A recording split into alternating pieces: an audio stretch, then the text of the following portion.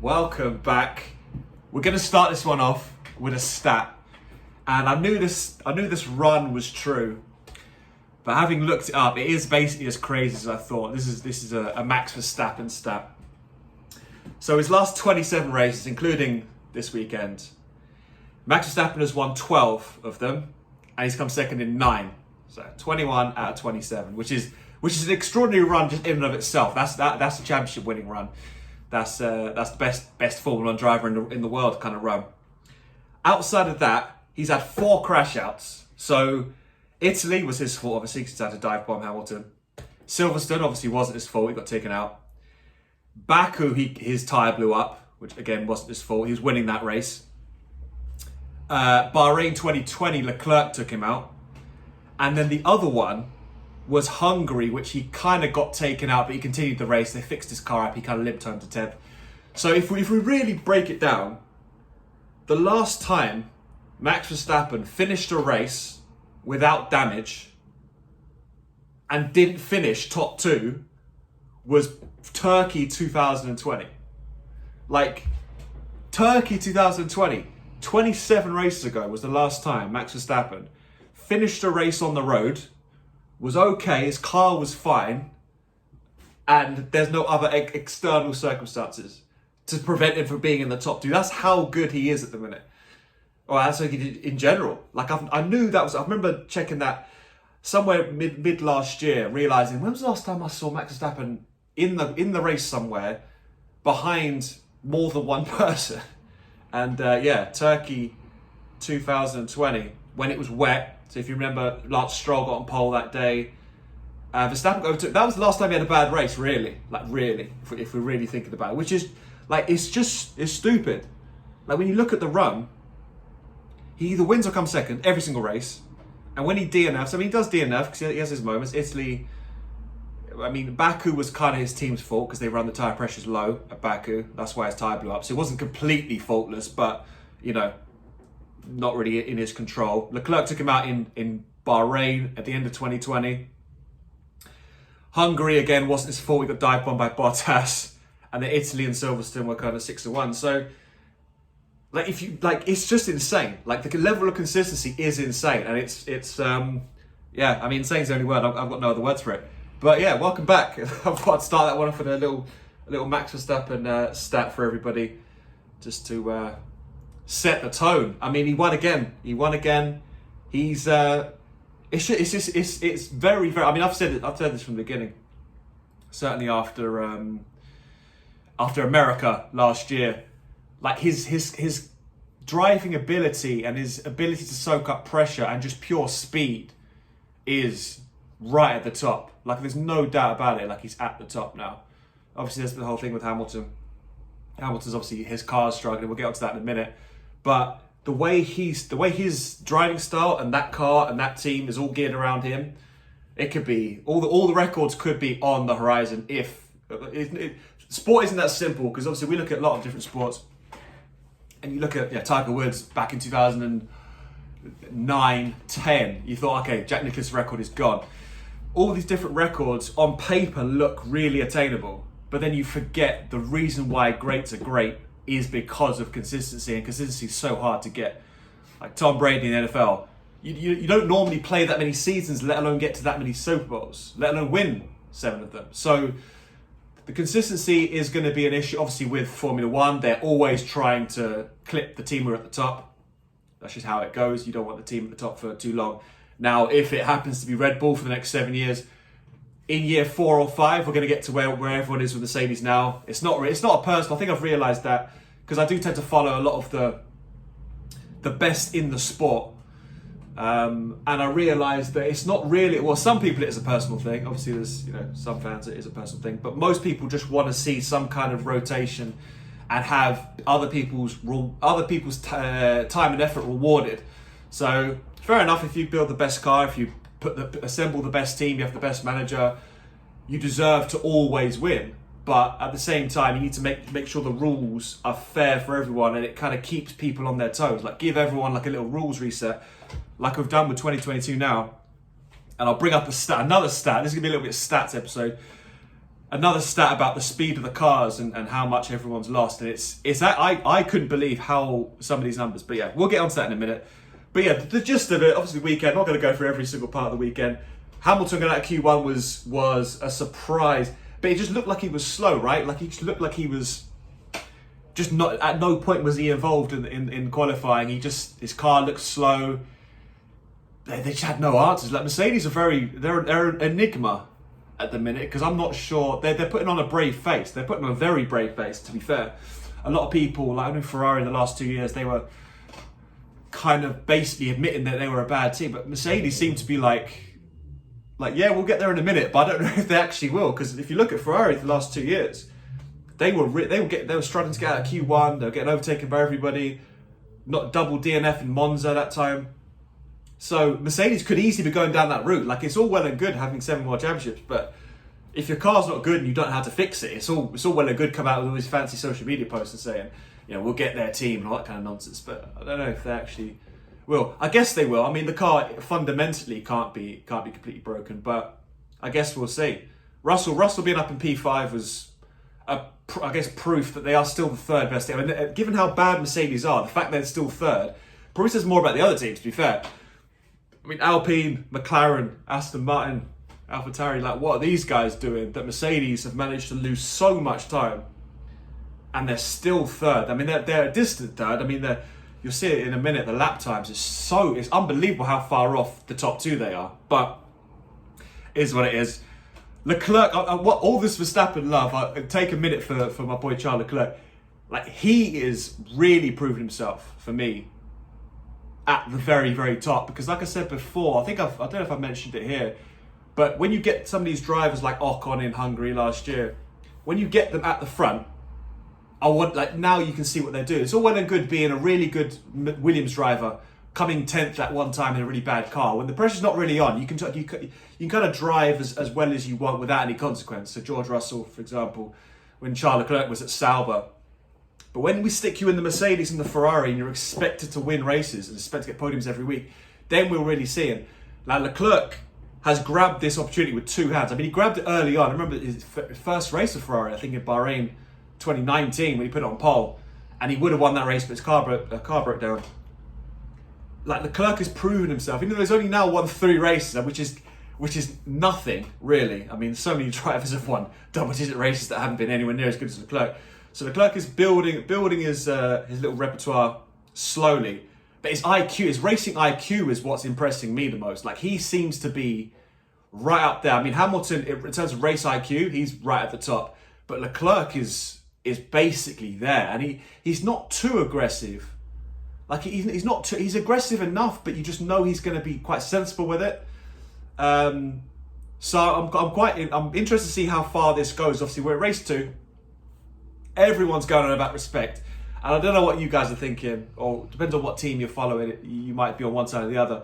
But I'm seeing a lot, they're focusing, so the socials and the teams and the pundits are focusing on, there's so much, great to see the respect, The respect was, and that reference is obviously to last year, to Hamilton and Verstappen. There's no other, that's what they keep going on about, this respect thing.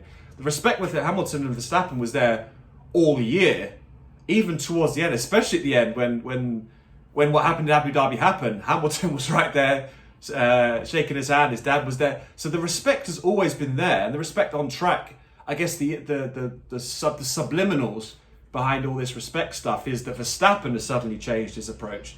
Like, they've had 2 races and they've had wheel-to-wheel battles across, I think at this point now, about 13 laps, and they've not made contact yet.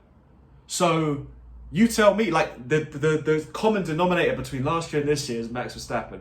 And last year, Max couldn't help but hit Hamilton at every single opportunity, and now suddenly he's not. So if you're saying that that's because Max respects Leclerc more, that's okay, cool. I mean, there shouldn't be a higher level of respect for any other person. Well, a 7-time world champion should probably have more respect for a 7-time world champion than a guy who raced in karting. But for me, the way this championship is going along, if it's going to be these 2, it's going to be more captivating, because everyone, me included, everybody is waiting for it to start going the way it did last year. Because I promise you, one thing I guarantee, guarantee, you can clip this one, you can bring it up at the end. It will not remain cordial for the rest of the season. Like it's all well and good now. Race 1, race 2. It's basically been copy and paste, right? So Bahrain was, let's see what the cars are about. Saudi Arabia was a week later, so they didn't have time to tweak the car. So it's basically a copy and paste. So they test the cars, they make the car for race 1 and race 2. Now we've got a week off this week. Now we go to Australia, and that's when the cars will start changing a little bit, Imola and the European races. So it was kind of like, at the minute, they realised Ferrari are the slightly quicker team, but Red Bull have a fast car in a straight line, and they've got Max Verstappen.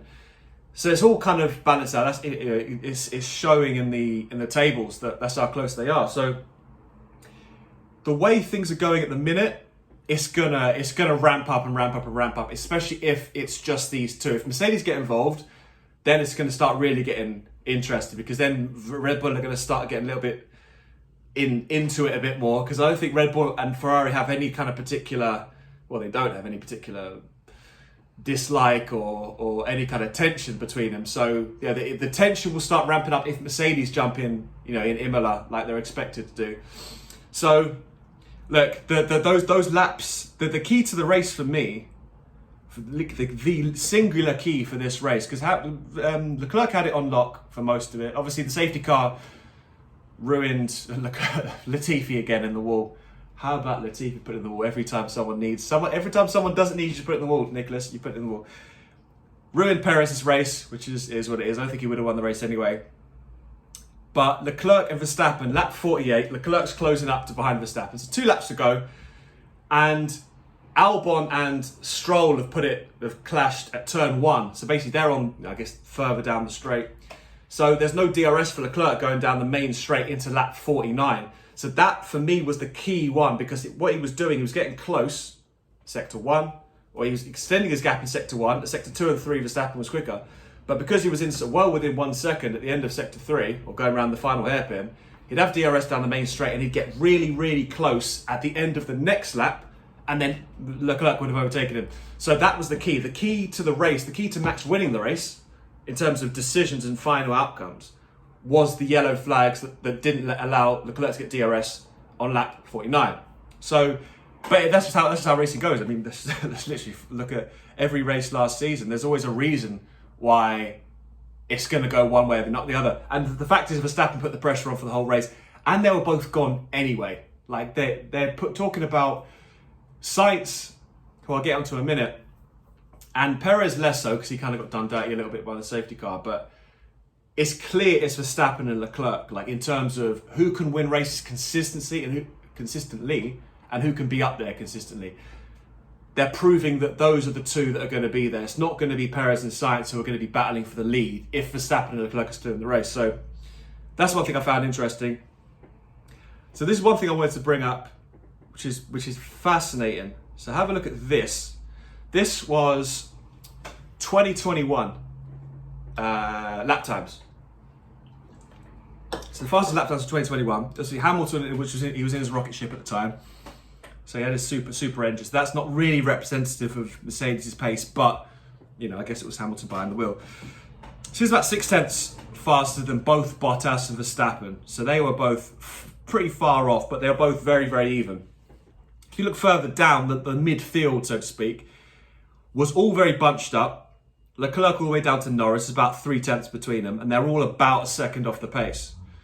So if you look at those numbers, and then you fast forward to 2022, now the fastest lap time was Charles Leclerc. Max Verstappen was right there, so they're both at 31.6, 31.7. Now, there wasn't really a midfield, it was just their teammates were a further 2.5 and 0.4 behind. So it's all kind of within half a second, the top 4, which I guess does lead you to believe that it's a lot closer than it was before. Perez, for reference, in 2021 didn't finish, obviously, he didn't get any representative laps in. So Perez would have been in that little group as well. So this year, the gap between the top 4 is closer, with or without the rocket ship Hamilton had last year. But the thing I find most interesting is not only is if you look at this table, Russell and Hamilton are 1.2 seconds slower than Leclerc and Verstappen, and they're even slower than McLaren and Haas. So in terms of race pace, the absolute ultimate pace of the car in the race under fuel and various tyres, Mercedes are slower than Haas, straight up.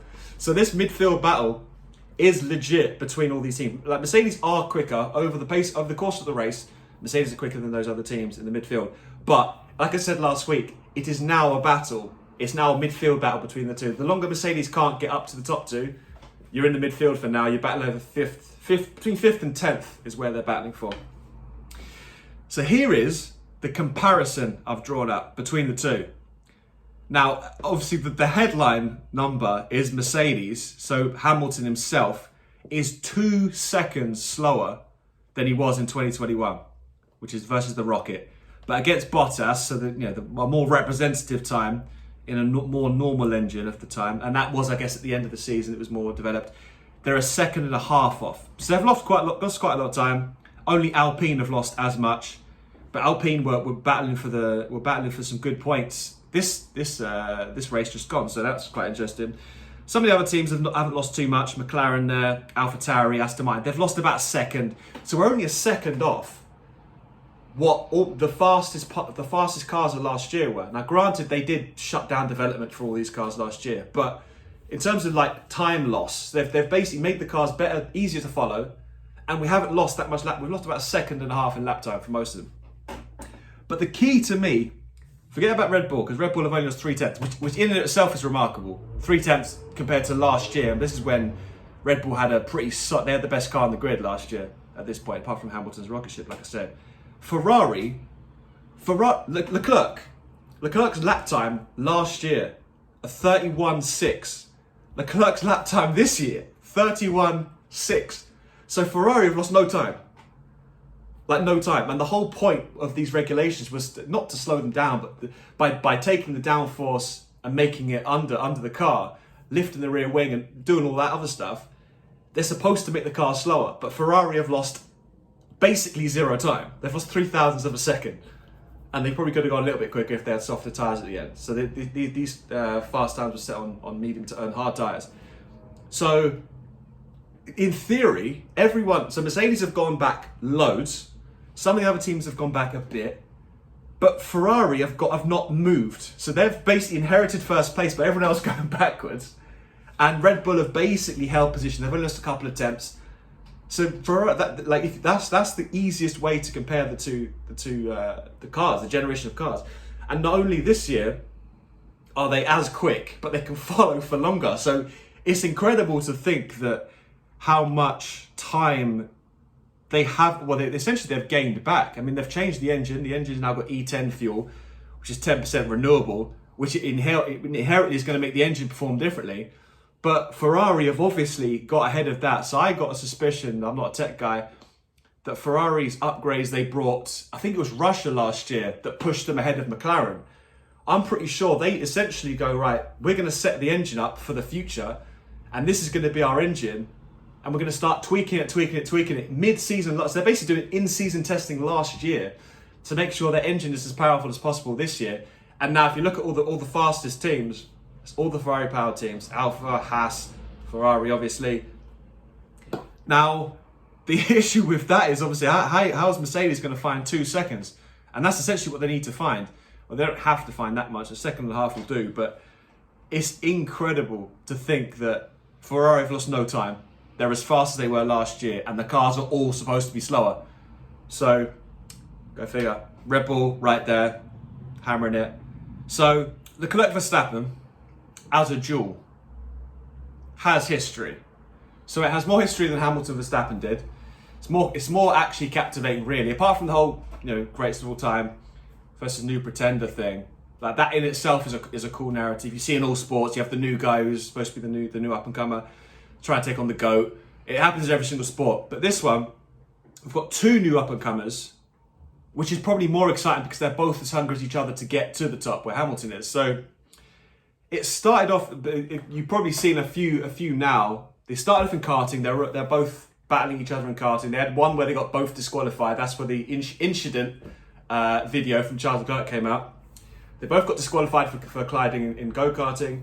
And then 2019, there were 3 separate occasions and it was all basically almost week to week to week.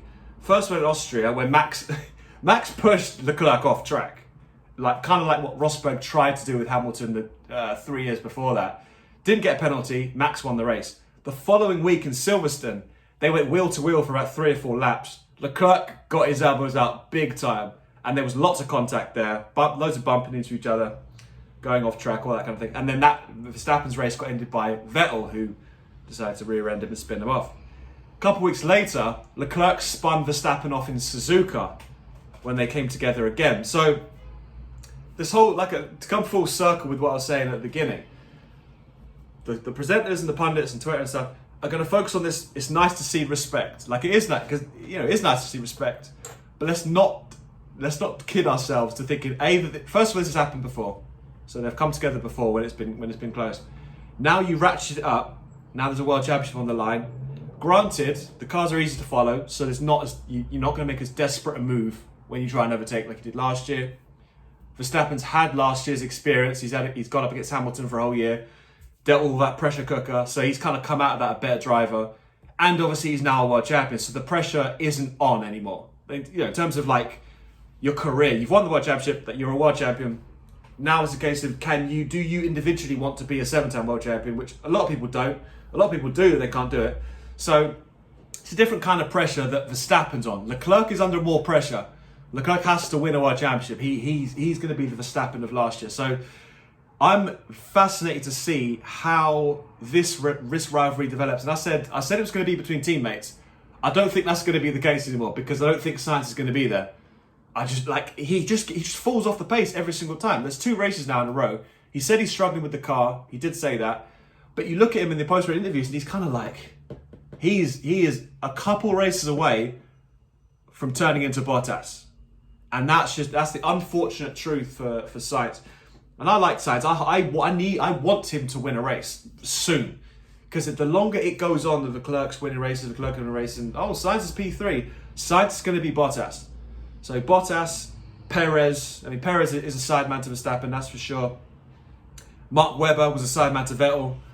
Barrichello was a sideman to Schumacher. Coulthard to Hakkinen, and obviously Bottas to Hamilton. Rosberg was a sideman until he actually stepped out of the shadow. So Rosberg is Sainz's best inspiration. Sainz needs to start getting his elbows out and start winning races, start getting on pole and winning races. He can't let himself, especially in a team that's still developing. They are going to be leading towards Leclerc, obviously.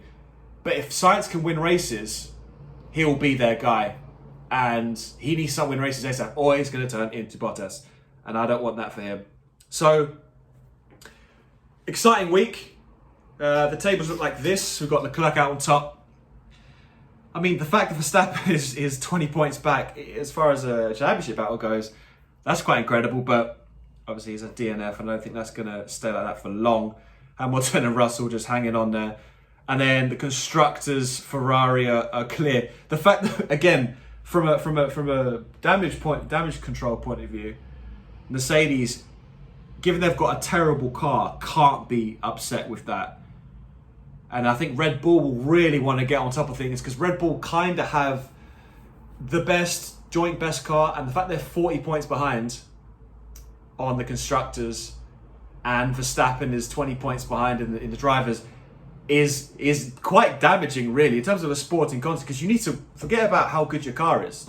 Get the points on the board, get the race wins on the board, and then see where you are. Don't care about how quick your car is if you can't finish. So Red Bull are under a bit of pressure to get points on the board and start chipping away at that gap. Because if it's consistent from here, if we get Leclerc, Verstappen 1-2, 1-2, like Hamilton and Verstappen were last year, that double DNF in race 1 is going to really hurt them. And some of the other cars, some of the other Red Bull powertrain cars are struggling, namely the AlphaTauri. So there might be an issue with Red Bull's engine. Who knows? But either way, it's going to be I can't wait I can't wait for Australia in general, because Australia's a great looking racetrack, and good to have fans. And I want to see Formula One in the daytime. We've had, I don't know how many races in a row. I think we've had every single race since Brazil. So it's Qatar, Jeddah last year, Abu Dhabi, Bahrain, and Jeddah again. 5 races in a row. It's been at night, and it's just a different kind of energy. It's a different kind of energy at night. None of those races particularly crowd-wise, apart from Abu Dhabi, they've all been pretty boring to watch from a crowd point of view. There's not a lot of interactions, nothing like Monza or Britain or Holland. So I'm looking forward to seeing some race in the daytime, get some crowds, even if it's all orange, which is what it is. Just get some crowds in there, get some kind of atmosphere going, and just see some Formula 1 cars in the daytime. So yeah, appreciate you staying with me for another week. We've got Australia in a couple of weeks, got a week off. I'm going to get a couple of videos out, hopefully, in the next week. Some interesting ones, some little kind of evergreen kind of videos that I've been working on, I've been doing a bit of research on too. So yeah, appreciate it. I'll see you very soon.